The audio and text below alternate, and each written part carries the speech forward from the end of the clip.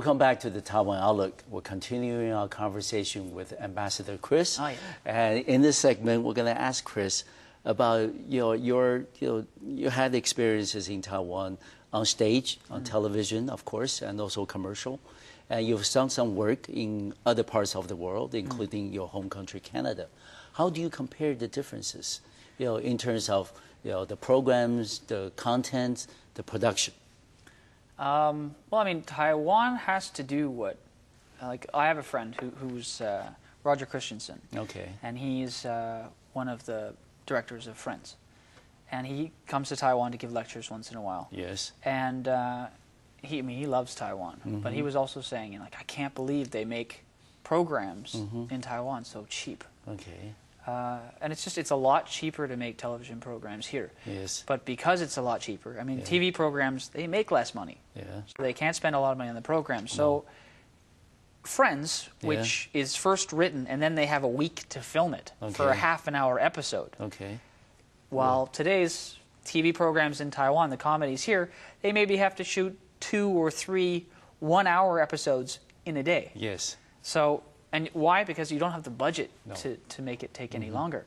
And why don't you have the budget to take any longer? Well, because you have all these commercials that are laid out over 100-something channels. Yes.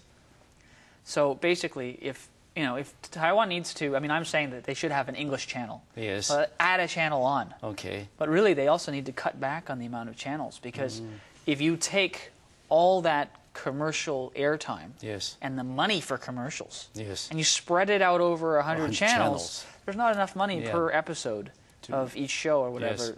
Not enough to support all these channels. Right. Yeah. And so the industry just has less money to make something of quality. And then the problem then becomes, well, if you can't make a quality program, you can't really sell it to Japan and Korea. And, to other parts. They're not going to be like, well, it's not really a good program. Well, we didn't have a lot of time to shoot it. Well, have you been involved in a production that is international in nature? For example, actors, actresses from Taiwan, from Hong Kong, with a director from mainland, and with a film production crew from Southeast Asia. Did you ever get that experience? I mean, commercials I have. Okay. I've acted as a Fudao, assistant director, for some Taiwanese commercials. Okay. Zhonghua Dianxing was one. Okay. And the director was from England. Okay. And he came in. I worked with him to do the commercials. The team was, mostly Taiwanese. Okay. So it's different, his thinking mixed with their thinking. And then, of course, he's got his way of doing it, but the boss comes in and says, no, I want to do it this way, this way, this way, this way.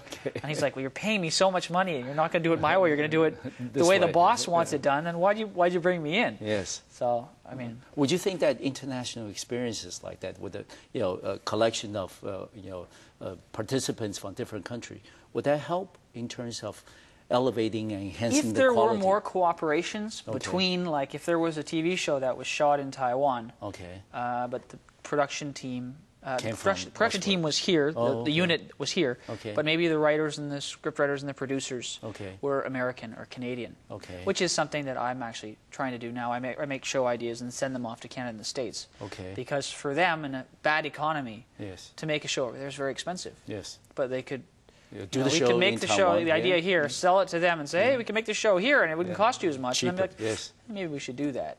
So I make, like, program proposals, and then I send them out to companies in the States and in Canada, hopefully making some of them say, hey, that's a pretty good idea. Yes. And then they'll say, okay, let's meet and talk about it. Let's make the show here, because it'll cost us less to make it here. Cut down the production costs. And then air it over there. Air it here, air it. I mean, what we did for Renjian's Enjoy Taiwan was the same idea. Okay. A lot of programs, when I first started here, I would go to people and say, let's do this kind of show, or let's, there's no shows for me to host. Okay. So I would create a TV show. So I have background in television. So I would say, okay, this TV show, and I would make a demo. And I would say, okay, here's a demo of a show you could make. Okay. And Enjoy Taiwan is like that. Enjoy Taiwan, I talked with the director at Renjian, and I said, we can make this TV show in English, but we speak a little bit slower. Okay. And it's in English. And we check out all these places in Taiwan, and we teach Chinese. But because we speak a little bit slower, people in Taiwan can also watch the show, and then they'll be able to, like, learn English. So outside of Taiwan, people are learning Chinese, and there's subtitles in Chinese, so people in Taiwan can watch it and still understand it. So it ended up being a show that we were able to sell in 27 different countries. Yes. Hongguan, I think, also had it airing on. Well, this is something, I'll let you in on a little secret. This is something we would like to do with this program as well. Not only for overseas audience, but also for the Taiwanese audience. But another thing that Chris, you brought up earlier that keeps coming back to me in my head is the sense about Taiwan's tourism prospect. You gave some ideas, very good ideas, about how we can promote Taiwan, not only for foreign business visitors, but also for foreign tourists who would like to stay a little longer in Taiwan and visit the different sites and things. And in that regard, do you have any further, more concrete and tangible ideas that you can suggest to the audience? Well, there are companies that specialize in resort creation. Okay. Like I discussed, that Blackcomb company in Canada. Okay. And what they do is they go into a place and they look at it and they say, okay, this is a good area. We're going to make a resort. Okay. I mean, they were incredible. They went and took what is an old resort in Quebec, Mont Tremblant. Okay. A mountain and a ski resort, which isn't very much used in the summer, and it was sort of losing money in the winter too. It was kind of getting old. Okay. And they went in and they did, like, they just totally changed the area. They beautified it. They made everything new, and not only that, but they were able to use, like, it's a ski hill in the winter. In the summer, it's 28 degrees outside. And so what they did is they paved a road down the ski hill, and they made these cars that you can, like, you pull back on them and they stop. You let go and they go fast. And you can drive down the ski hill in this car in the summer. It's kind of like a bumper car, but it uses gravity and it goes down the hill. And it's a lot of fun. Of course. So basically, they took something that was just there for nothing and made people say, hey, they found a different way to use it. And people would go there in the summer to do this amazing downhill karting. Yes. And also they had the trams and the chairlifts working, so people can go hiking. They could take them up, and they can hike down and stuff. And the lake, there's a lake there.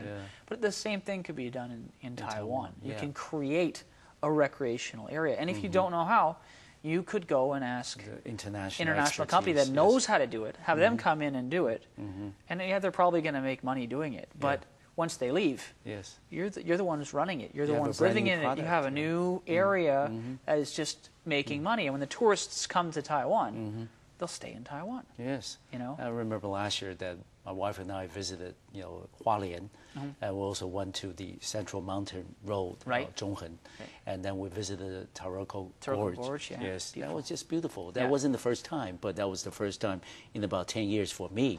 And revisiting the site and things, I just really felt Taiwan is such a natural beauty. But a lot of the places, a lot of the tourist sites are not very well maintained and kept, and we're not on the international standard of attracting more foreign visitors coming into Taiwan. It's too bad. Yeah, and I mean, Thailand, billions. Thailand makes billions of dollars. Taiwan could, but it just doesn't. It doesn't even. I have a friend who's worked with the Tourism Bureau in Thailand. In Taiwan. In Taiwan, okay. And he says he's done like websites and blogs and stuff for them. And he says, they always do as much as they're supposed to do. Like maybe they're supposed to get to this level. So they do up to this level, and they don't go any further. Okay. Thailand's making money like up here. I mean, they make all their money basically comes from tourism. Tourism, exactly. Taiwan's an island with beautiful mountains and fauna, and I mean, great food and nice people. But tourism industry is like nothing. We're not generating a waste. Nearly enough revenue it's from that. It's a waste. And what's even more disappointing and sometimes even sad is on occasion when we tell foreign friends that I'm from Taiwan, they say, oh, Thailand, I've been there before. Yes. That's even more sad. Right. But that's something that can put you, I mean, if people know Thailand because everyone goes vacationing there. Exactly. They've seen pictures, they've seen it in movies. Yes. So, but if Taiwan wants to get on the international picture as Taiwan, what should they do? Well, they should just do the same thing. People would say, wow, have you been to Taiwan?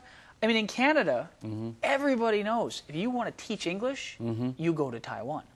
Really? Taiwan is known in Canada by young people for like the place to go to teach English because a lot of young people have come here and they've had a great time. I mean, there's a hockey league. Oh. In Taipei. In Taipei. Yeah. I didn't know that. And Ice hockey. Jiayi has a team, and Kaohsiung has a team, and they Ice drive hockey. ice hockey. Okay. There's 8 teams, and I mean, we play 3 days a week. You play hockey. Ice hockey. Okay.